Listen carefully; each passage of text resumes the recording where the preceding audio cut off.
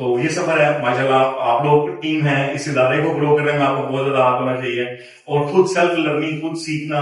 और अब तो लाइक यंग एज में टीन एजर्स बिलियनर है, तो अगर वो लोग बन सकते हैं हम क्यों नहीं बन सकते हैं? जैसा मैंने कहा कि हम लोग अपनी जिंदगी गुजार सकते हैं, असल है कि आप लोग कैसे करेंगे। और उसके लिए जो मेन चीज है वो आपको सिर्फ डायरेक्शन की जरूरत है, क्योंकि हमारे बच्चों में बहुत पोटेंशियल है, बस सिर्फ हमें डायरेक्शन का नहीं पता। और अनफॉर्चुनेटली हम डायरेक्शन कहां से लेते हैं?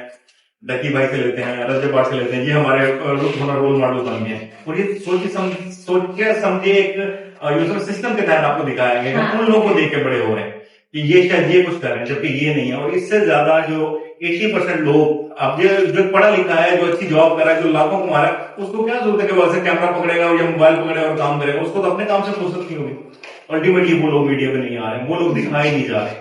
तो जो दिखाए जा रहे हैं हमको, हमें उनको देख के लग रहा है कि सारा कुछ हो रहा है, और हम सारे जो है वो नेगेटिव जा रहे हैं।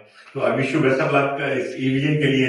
मुझे बहुत खुशी हुई है और यकीन करिए सिर्फ सर आपका सदका है कि जो आपने इतनी मेहनत कर रहे हैं, बस हिम्मत नहीं हारनी है। तो इंशाल्लाह एक टाइम आएगा कि लोग यहाँ पे ना इंशाल्लाह चल जाएगा। Thank you sir.